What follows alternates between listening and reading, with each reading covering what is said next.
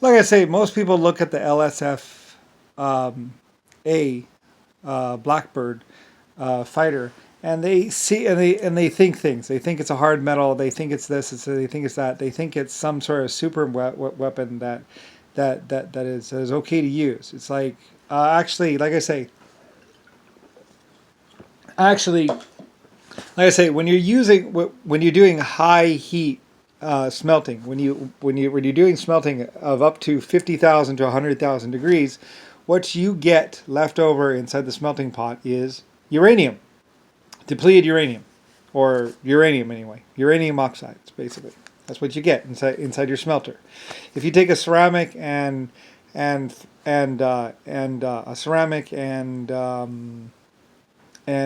porcelain container, and you do a lot of smelting, and you get all that gold, and you get all that silver, and you get all that titanium, and you get everything else, what you are left with inside of the container is this blackish metal that will coat your container. And what that blackish metal is, and it takes a long time for it to build up, what that blackish metal is basically uranium, depleted uranium, or whatever uranium. Anyway, it's a complicated thing, and I'm not really explaining it. Any high-end smelting person would understand what I'm talking about. When you're really pouring the juice to it, what you have left over is basically uranium. It's very dangerous, and it's a blackish metal, and they used to call it blackish metal, or metal of death, and basically it's uranium, depleted uranium. It's always left over whenever you're doing high-end smelting. So that's why I tell people stay away from it, use special suits, don't go near it, just don't mess with it. Always. That's why when you're doing high-end smelting, you always want to check the radiation level. Some metals need to kind of cool off a bit in a different way. Like radiation, it's kind of one of those weird things, and I just say use a Geiger counter whenever you're doing anything, and if it starts going like, we went through a lot of effort to make those Geiger counters. So you would know basically, oh, fuck, I need to get away. It's like, yeah. Like there are places on this earth and things that you'll just pick up and go, it's it's just a normal knife. What's wrong with it? And it's like, and if you could see the particles coming off from that normal knife, you'd go, oh. And because those particles, they're going through you, they're going through your eyeballs, they're going through everything, they're going through the ground. Because this has been near a radioactive. That's one of the tricks they used to do a long time ago. Take one of these things, put it near a uranium source, right? A really high end uranium source. Get it all nice and hot radioactively, and then they would take this and they would sell it to somebody. Here you go, have that. Take it home. And they're like, hey, yeah, it's a cool knife. Thanks.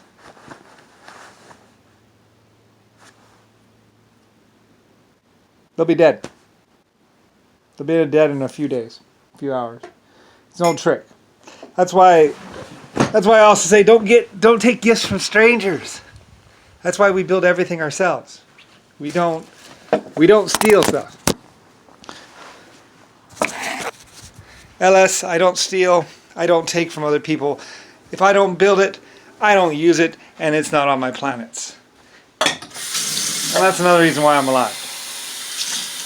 Like, nah, thank you. I'm good. I got everything I need. That's why I say don't use other people's technology. Don't use other people's guns. Don't use other people's ammo. Don't use other people's anything. If you don't make it yourself, don't use it.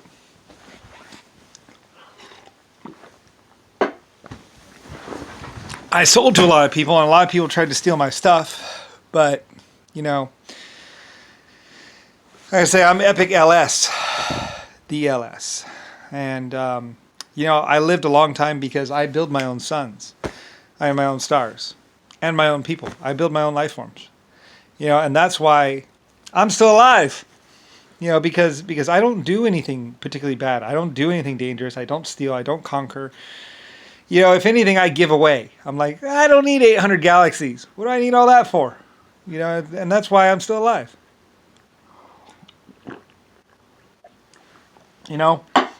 People help me out because I'm cool. I mean, I'm just like, hey, I'm a builder. That's what I do. I invent, I build. We have nice planets. That's about it.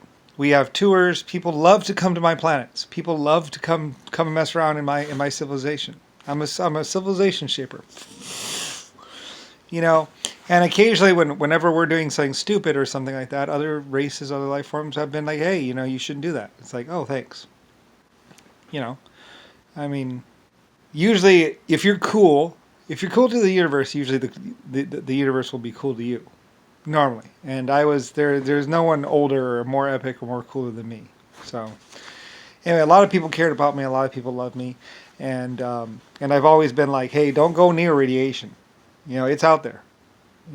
We've messed around with it, and a lot of people have died from it. And like I say, I actually knew about it before because I had exoskeletons, and I built exoskeletons. There are exoskeletons out there that are basically insectoid exoskeletons. They're flesh on the inside, bone on the outside, or a protective coating on the outside, and they're like radiation. Yes, it's a problem. They can handle it all day. They can handle it all night. They can live around it just fine. Don't even need a protective coating around their planet. So, anyway, other humans go there and they're like, ugh! It's like, well, yeah, they're built to be able to deal with radiation, and you're not. That's why humans tried to get near me on one of my planets, and I was just like, the weather's fine. Meanwhile, my exoskeletons are just wandering around out there, and it's like, we don't even need weapons. Other people land, and they step out and go, ah! It's like, well, yeah, that would be the star right there is giving off a lot of very harmful radiation. We're protected from it because, I genetically engineered them, and, we're fine here. And basically we're used to the intense psychotic radiation of that star, and basically other people for years tried to come and kill me or try to come and do something to me, and it's like, well, go ahead, step out of your ship. Just step out of your ship, man. Just step out. And they did. It's like, well, you shouldn't have done that. Actually, they tried to hit. They snuck out of their ship and then tried to attack me, and it's like, well, that's not really going to work out too well. So anyway, yeah, I mean, I sat there, on that one planet for like years, and just like, I wonder why they're trying to kill me. yeah, it was a long time ago. Anyway, so yeah, I mean, there are places you can just go and just be, and like nothing will be able to touch you because it's too dangerous for most things. I was fine. I was okay. I was just kicking it there, with my life forms, just chilling with my life forms, guys. Anyway, yeah. Anyway, other people were trying to entice me closer. I was like, no, I'm good. I like it right where I'm at. I don't think I need to move. And I didn't move for like millions or trillions of years. Like, I wasn't going to go anywhere. I was like, no, I'm happy right where I'm at. So, yeah. That was an interesting time. It was a couple 100 million years ago, or a couple billion years ago, where they were trying to kill me, but they couldn't get to me because I was on one of those planets. I was just being bathed in radiation. It was just like, and they couldn't even get to me. Like, they couldn't get from the ship to me because they would die. So, anyway, yeah, it was something like that. Anyway, it was crazy. It was fun. My old stories. Anyway, we lived inside the planet and all that kind of stuff, and other places. But like I said, they couldn't really get. They just couldn't get to me. They were trying, but they really couldn't dig into the planet to get to me. So anyway, yeah, it was a couple billion years ago. It was really annoying. They were trying to kill me, and it was really bad. And eventually, I left. Eventually, I was like, all right, I guess it's safe. So I left.